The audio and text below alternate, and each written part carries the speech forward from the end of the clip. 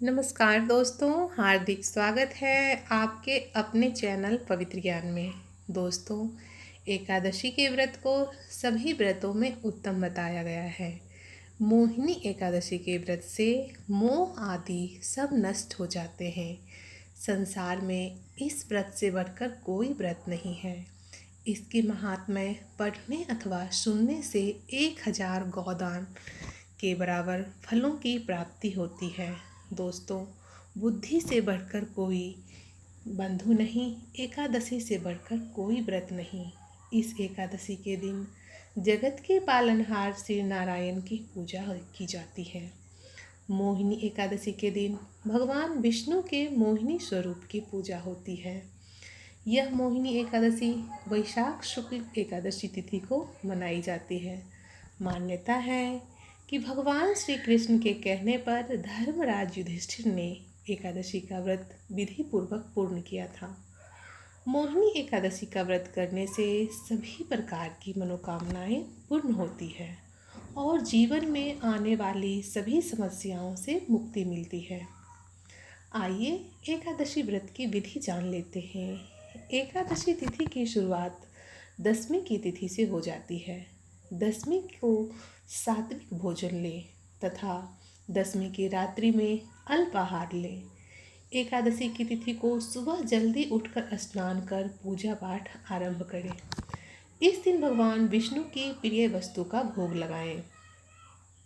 भगवान विष्णु के प्रिय वस्तु का भोग लगाने के साथ साथ आप तुलसी पत्र भी अवश्य अर्पित करें।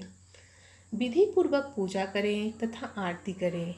एकादशी की आरती रात्रि को आप जागरण अवश्य करें। यदि आप ऐसा करने में असमर्थ हैं, ऐसा नहीं कर सकते हैं, तो आप मानसिक रूप से कुछ घंटों के लिए आप भगवान विष्णु का जाप अवश्य करें। एकादशी की तिथि का जो पारण है वह द्वादशी की तिथि में ही करनी चाहिए। द्वादशी तिथि को हरिवासर समाप्त होने पर ही पारण करना चाहिए। हरिवासर तिथि द्वादशी तिथि की पहली 1/4 अवधि होती है। इसी दौरान ही हमें पारण करना चाहिए। एकादशी की तिथि में हमें कुछ सावधानियां भी बरतनी चाहिए। जैसे एकादशी के दिन दातुन हमें कभी नहीं करना चाहिए। इस दिन किसी भी प्रकार के फूल पत्ते नहीं तोड़ने चाहिए। हालांकि एकादशी के दिन भगवान केशव को तुलसी पत्र अवश्य चढ़ानी चाहिए, परंतु इस दिन आप तुलसी पत्र ना तोड़ें और ना ही तुलसी पत्र को प्रसाद के रूप में ग्रहण करें। तुलसी पत्र आप एक दिन पहले ही तोड़कर रख लें। तुलसी पत्र को 11 दिनों तक बासी नहीं समझा जाता है। आप पुनः उसे धोकर भगवान श्री नारायण को अर्पण कर सकते हैं। एकादशी के दिन चावल या चावल से बने किसी भी प्रकार का वस्तु का उपयोग हमें नहीं करना चाहिए। झूठ ना बोलें, किसी की चुगली ना करें। पूरे दिन श्री हरि को अपने मन में जाप करें। विष्णु सहस्त्र नाम का पाठ करें। रात्रि जागरण करें, तभी आपका व्रत संपूर्ण होगा। आइए जानते हैं 2021 में मोहिनी एकादशी का व्रत कब रखा जाएगा।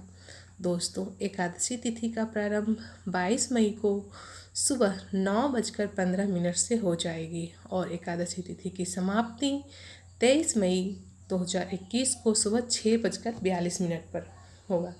दोस्तों, एकादशी का जो व्रत है वह 23 मई को रखा जाएगा, क्योंकि द्वादशी युक्त एकादशी का महत्व अधिक होता है और जिस तिथि में सूर्य उदय हो वह तिथि एकादशी के लिए उत्तम मानी जाती है। तो जैसा कि आप देख रहे हैं, 23 तारीख को सुबह 6:42 तक एकादशी तिथि रहेगी। तो यानी सूर्य उदय होगा वह एकादशी तिथि में होगा। तो 23 मई को व्रत अत्यंत महत्वपूर्ण है। 23 मई का व्रत रखा जाएगा। जो स्मार्त हैं वह 22 मई को रखेंगे। जो वैष्णव हैं वो 23 मई को व्रत रखेंगे। दोस्तों, एकादशी की तिथि में जब भी आप व्रत रखें तो कुछ सावधानियां जरूर बरतें, क्योंकि एकादशी की तिथि जो है वह सावधानियों और जो नियम बताए गए हैं उसका पालन हमें अवश्य करना चाहिए, तभी व्रत संपूर्ण माना जाता है। आइए हम कथा का श्रवण करते हैं। यह कथा महर्षि वशिष्ठ ने रामचंद्र जी से कही थी। एक समय श्री राम बोले, हे गुरुदेव, कोई ऐसा उपाय बताइए जिससे समस्त पाप और दुख नाश हो जाए। मैंने सीता जी के वियोग में बहुत दुख भोगे हैं। महर्षि बोले, हे राम, आपने बहुत सुंदर प्रश्न किया है। आपकी बुद्धि अत्यंत शुद्ध तथा पवित्र है। यद्यपि आपका नाम स्मरण करने से ही मनुष्य पवित्र और शुद्ध हो जाता है। लोकहित में यह प्रश्न आपने अच्छा पूछा है। वैशाख मास में जो एकादशी आती है उसे मोहिनी एकादशी कहते हैं। इस व्रत के करने से मनुष्य सब पापों तथा दुखों से छूटकर मोह जाल से मुक्त हो जाता है। मैं इसकी कथा कहता हूँ, आप ध्यान पूर्वक सुनिए। सरस्वती नदी तट पर भद्रा नामक एक नगरी में धूतिमान नामक चंद्रवंशी राजा राज करता था। वह धन्य धान से संपूर्ण वह पुण्यवान धानपाल नामक वैश्य भी रहता था। वह अत्यंत धर्मालु और विष्णु भक्त था।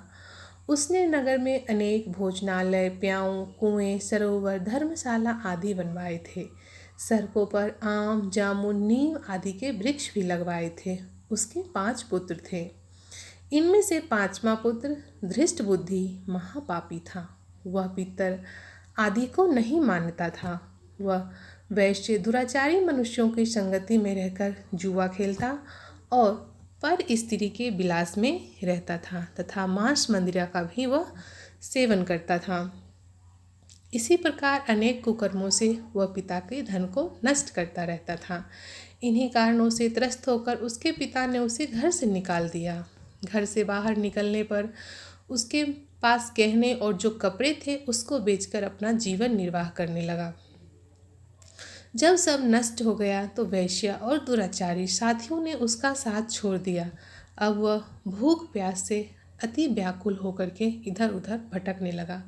कोई सहारा ना देखकर वह चोरी करने लग गया।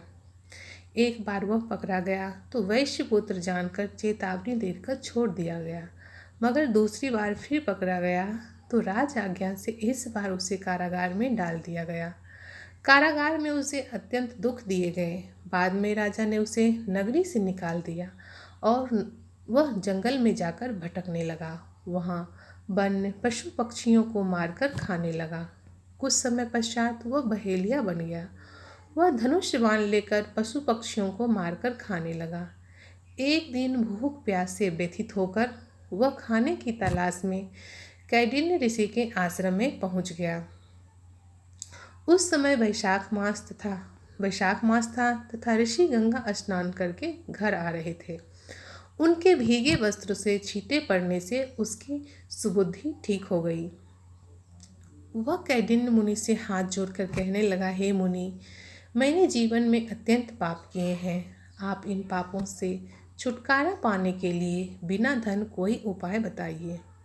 उसके दीन वचन सुनकर मुनि प्रसन्न होकर कहने लगे, तुम वैशाख शुक्ल की मोहिनी एकादशी का व्रत करो। इससे समस्त पाप नष्ट हो जाते हैं। उसके दीन वचन सुनकर ऋषि ने मोहिनी एकादशी की सारी विधि उसे बता दी। मुनि के वचन सुनकर वह अत्यंत प्रसन्न हुआ और उसके द्वारा बताई गई विधि के अनुसार व्रत किया। इस व्रत के प्रभाव से उसके सब पाप नष्ट हो गए और अंत में वह गरुड़ में बैठकर विष्णु लोक को गया।